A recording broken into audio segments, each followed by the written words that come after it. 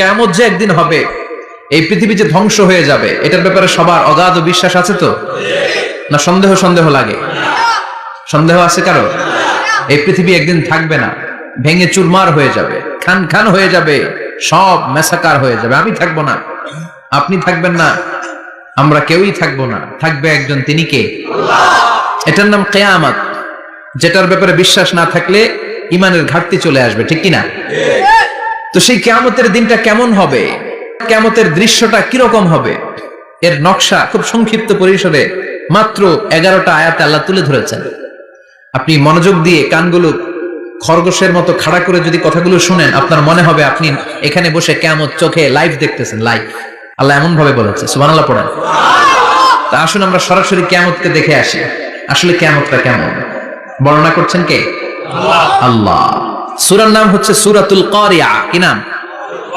আওয়াজ করে উত্তর দিতে হবে। সূরার নাম আল কারিয়া। চিৎকার মেরে বলেন, সূরার নাম কি?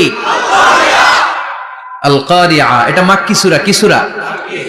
বিশ্বনবীর জীবনের দুইটা পর্ব, একটা মাক্কি পর্ব আর একটা মাদানী পর্ব। এটা মাদানী পর্বে নাজিল হয়নি, এটা নাজিল হয়েছে মাক্কি পর্বে। এই সূরার আয়াত সংখ্যা 11। এটা কোরআনের 101 নম্বর সূরা।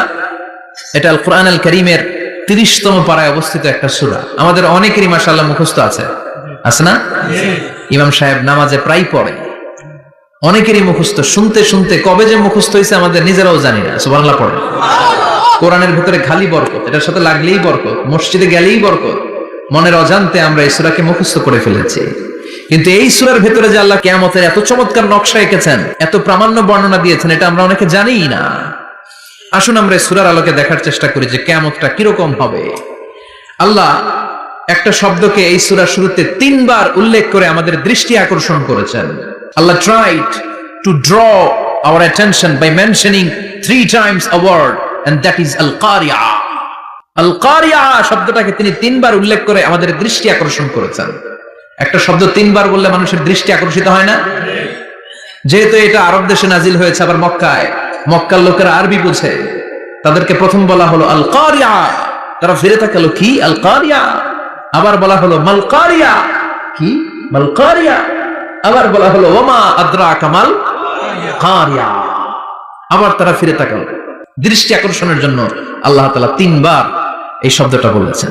এজন্য এই শব্দের একটা সিগনিফিকেন্স, একটা গুরুত্ব, অর্থবহ একটা মানদণ্ড আছে না নাই? আল কারিয়া শব্দের অর্থ হচ্ছে বিকট আওয়াজ। আল কারিয়া মানে কি? কথা বলেন, আরো জোরে বলেন। বিকট আওয়াজ। এই বিকট আওয়াজটা তৈরি করার জন্য আল্লাহ তাআলা একজন ফেরেশতা তৈরি করেছেন, যার নাম হচ্ছে ইসরাফিল। নাম কি? ইসরাফিল। আমাদের মধ্যে অনেকের নাম কিন্তু আমরা ইসরাফিল রাখি, তাই না? ইসরাফিল আছে না নাই? আজরাইল কিন্তু রাখে না কেউ, ডরে। কেন রাখে না? ভয় পায়। কিন্তু ইসরাফিল আছে, আমার পরিচিত অনেকে আছে ইসরাফিল।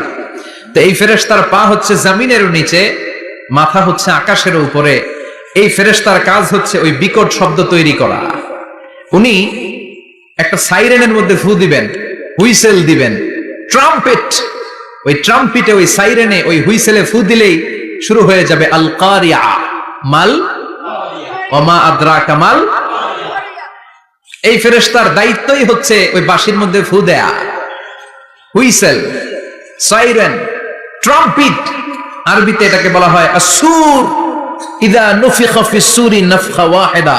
যখন তিনি ওই সিংহে একটা ফু দিবেন, সব লন্ডভন্ড হয়ে যাবে, কিচ্ছু খুঁজে পাওয়া যাবে না।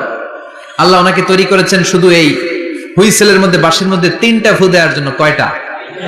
উনি সৃষ্টির শুরু থেকেই এই বাঁশিটাকে 2 ঠোঁটের মাঝখানে রেখে আল্লাহর আরশের দিকে তাকিয়ে আছে, and just waiting for the green signal.